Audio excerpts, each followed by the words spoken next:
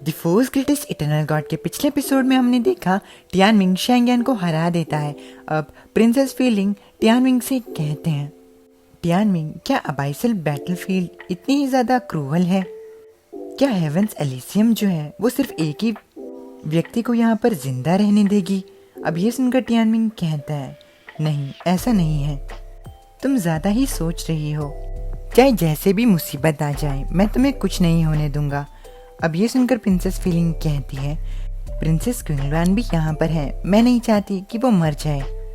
अब Tianming princess feeling से कहता है, आपने बिल्कुल सही कहा, मैं भी ये नहीं चाहता हूँ कि उसे किसी भी तरीके की चोट पहुँचे, लेकिन मुझे इस चीज़ का डर है कि कहीं दूसरे भी शैंगयान की तरह ना हो, क्योंकि शैंगयान जिस किसी से भी मिल रहा था वो उसे डायरेक्टली मार देना चाहता था।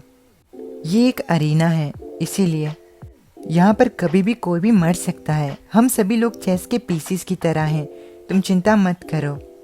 प्रिंसेस क्विंगलवान भी एक एक्सपर्ट है। एक बार फीनिक्स रॉयल माना को रिफाइन कर ले, उसके बाद हम प्रिंसेस क्विंगलवान को ढूंढने चलेंगे। अब ये सुनकर प्रिंसेस फीलिंग कहती है, मुझे उम्मीद है कि तब तक के लिए वो ठीक रहेगी, मुझे उसकी काफ़ी ज़्यादा चिंता हो रही है। अब टियानमिंग प्रिंसेस फीलिंग से कहता है, आप चिंता मत कीजिए, थोड़ा सब्र रखिए, बस एक बार फीनिक्स रॉयल माना को पूरी तरीके से रिफाइन कर ले।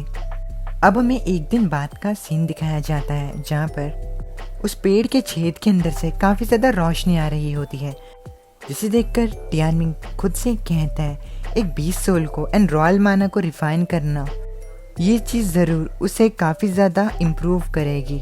फीनिक्स का अराइवल काफ़ी ज़्यादा ब्लाइंडिंग है, मैं तो वहाँ पर देख भी नहीं पा रहा हूँ। अब कुछ समय बाद फीनिक्स उस छेद से बाहर निकलता है। अब ये देखकर प्रिंसेस फीलिंग टियानमिंग से कहती हैं, टियानमिंग देखो, फीनिक्स अब पहले से थोड़ा अलग दिखता है।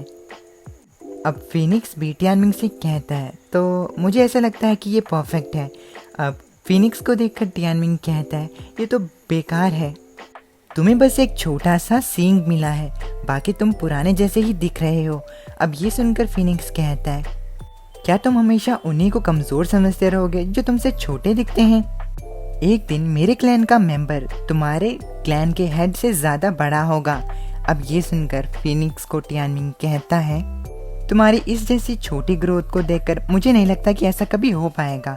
चलो खैर ये चीज़ छोड़ते हैं, चलो अब सिम्बायोटिक कल्टीवेशन को प्रैक्टिस करते हैं ताकि जो बेनिफिट्स तुम्हें मिले हैं वो मुझ तक ट्रांसफ़र हो सकें। अब ये सुनकर फीनिक्स कहता है, अच्छा अब तुम मेरी इज्जत कर रहे हो?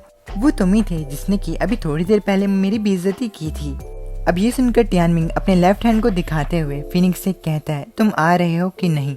अब फीनिक्स टियानमिंग का लेफ्ट हैंड जैसे देखता है तो वो घबरा जाता है एंड कहता है, हाँ भाई मैं तो आ ही रहा था, लेकिन उससे पहले आप अपने हाथ को दूर कर सकते हैं। अब फीलिंग अपने मन के अंदर कहती है, हालांकि मुझे पता है कि ट्रायल्स जो हैं वो काफ़ी ज़्यादा घिनौने हैं, लेकिन मुझे उम्मीद है कि सभी लोग एक साथ मिलकर पॉजिटिवली आगे बढ़ेंगे जैसे कि ये दोनों बढ़ रहे हैं।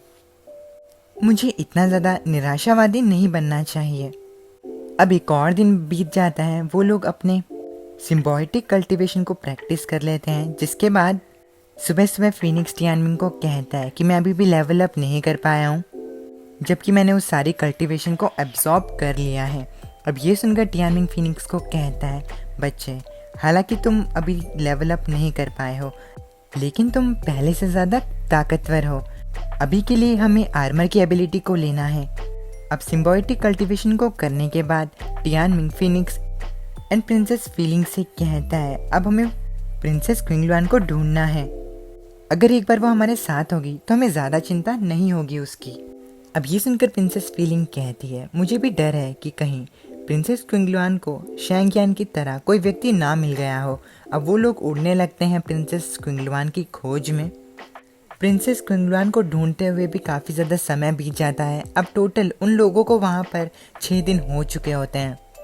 अब उड़ते उड़ते वो लोग एक फॉर्मेशन के अंदर फंस जाते हैं, जिसे देखकर प्रिंसेस फीलिंग कहती है, टियानमिंग क्या हम ऑलरेडी एजुअर डोमेन के बॉर्डर तक पहुंच चुके हैं? तो टियानमिंग प्रिंसेस फीलिंग को बताता है कि नहीं, हम बॉर्डर तक नहीं पहुंचे हैं, ये एक हेवनली पैटर्न फॉर्मेशन है, जो फॉर्मेशन है वो हमें क्लोज इन कर रहा है। अब मुझे समझ में आया, अगर हेवनली पैटर्न फॉर्मेशन जो है वो हिलता रहा तो सभी लोग एक साथ इकट्ठा हो जाएंगे। इसका मतलब ये है कि हम एक दूसरे से मिल पाएं। इस चीज़ से फ़र्क नहीं पड़ता है कि हम एक दूसरे से कितने भी ज़्यादा दूर हों। एक बार ये आधा सर्कल अपने सबसे स्मॉलेस्ट साइज में श्रिंक हो जाए तो इसका मतलब ये होगा कि वो दिन अबाइसल ट्रायल का लास्ट डे होगा। हालांकि मुझे एग्जैक्ट रूल्स के बारे में नहीं पता है, लेकिन मुझे अब थोड़ी बहुत चीज़ें समझ में आ रही हैं। जो सबसे ज़्यादा डेंजरस जगह होगी वो ज़रूर हेवनली पैटर्न फॉर्मेशन के बाहर होगी। अब टियानमिंग एक नदी के ऊपर खड़ा हो जाता है एंड कहता है, अब मैं प्रिंसेस क्विंगलवान को ढूंढूंगा एंड अपने स्टेमिना एंड स्ट्रेंथ को कंजर्व करूंगा। एक बार जब मैं हिलता हूँ तो सभी लोग मुझे जानते हैं कि मैं अननोटिसेबल हूँ, कोई भी मुझे नहीं देख सकता है, इसीलिए कोई भी मुझे नहीं ढूंढ पाएगा। अब जैसे ही टियानमिंग मूव करने की कोशिश करता है तभी उसे पीछे से आवाज़ आती है, ओए देखो तो हम किससे मिल गए, ये तो ली टियानमिंग है। अब ये देखकर टियानमिंग हैरान हो जाता है। उसे पता लगता है कि किसी ने उसे ऑलरेडी ढूंढ लिया है। अब टियानमिंग पीछे मुड़ता है एंड उन दोनों को देखकर कहता है, ओह क्या इत्तेफाक है, मैं तुम लोगों से यहाँ पर मिला। शेनहाओ शिंक्वी। अब शेनहाओ टियानमिंग से कहता है, हमने नहीं सोचा था कि तुम हमें यहाँ पर मिल जाओगे एंड खुद को हमें ही ऑफर कर दोगे। अब शिंक्विंग कहता है, हम लोगों से यहाँ पर मिलना, तुम सच में काफ़ी ज़्यादा अनलकी हो। शेनहाओ क्या हमें इसे मार देना चाहिए? अब शेनहाओ शिंक्वी से कहता है, नहीं, मैं इसे अकेला संभाल सकता हूँ, इस बार ये मेरे हाथों से नहीं भाग पाएगा। अब शेनहाओ को देखकर टियानमिंग अपने मन के अंदर कहता है, अगर इस चीज़ को मद्देनज़र रखा जाए कि तुम्हारे फादर ने मेरे लिए क्या क्या किया है तो मैं तुम्हें नहीं मारूंगा, लेकिन तुम्हें सबक सिखाना ज़रूरी है। ये कितनी ज़्यादा बेकार बात है।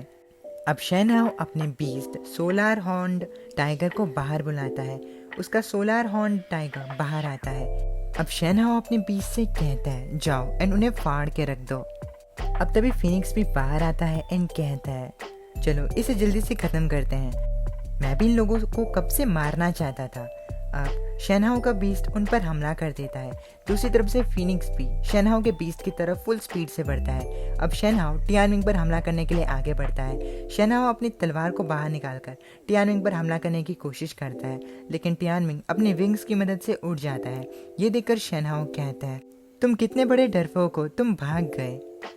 क्या तुम्हें ऐसा लगता है कि तुम ही हो जिसे कि उड़ना आता है? अब शेनहाओ अपने बीस्ट को अपने पास बुलाता है, लेकिन तभी वो देखता है कि उसका बीस्ट फिनिक्स से मार खा रहा है। अब वो अपने बीस्ट की तरफ देखता है, उसका ध्यान पूरी तरीके से अपने बीस्ट पे होता है। इसी चीज़ का फ़ायदा उठाकर टियानमिंग उसके पास आकर उसे एक ज़ोरदार पंच मारता है, जिसकी वजह से शेनहाओ दूर जाके गिरता है। ये देखकर शिंक्वी शेनहाओ का नाम पुकारता है। अब वो गुस्से में आकर टियानमिंग पर हमला कर देता है। तभी टियानमिंग शिंक्वी के वेपन को देखता है। शिंक्वी के वेपन का नाम रेड सन वॉर गॉड हेलबर्ड होता है। अब इसी के साथ हमारा ये वाला एपिसोड यहीं पर ख़त्म हो जाता है। मुझे पता है कि आप लोग नेक्स्ट एपिसोड के लिए काफ़ी ज़्यादा एक्साइटेड हो चुके होंगे इस एपिसोड के बाद, एंड नेक्स्ट वाला एपिसोड भी काफ़ी अच्छा है। तो हाँ, मैं वो भी एक्सप्लेन कर दूंगा कल। मैं मिलता हूँ आपको नेक्स्ट वीडियो में। तब तक के लिए अपने रमज़ान फैमिली का ख्याल रखना। माता ने, एंड आप में से किसी बहुत लोगों को नहीं पता होगा माता ने का मतलब क्या होता है। माता ने का मतलब होता है मिलते हैं दोबारा से। तो हाँ, तब तक आज के लिए इतना ही। अरे क्या बोल रहा हूँ, हाँ, तो आज के लिए इतना ही। मिलते हैं आपको नेक्स्ट वीडियो में। तब तक के लिए अपने रमज़ान फैमिली का ख्याल रखना। माता ने।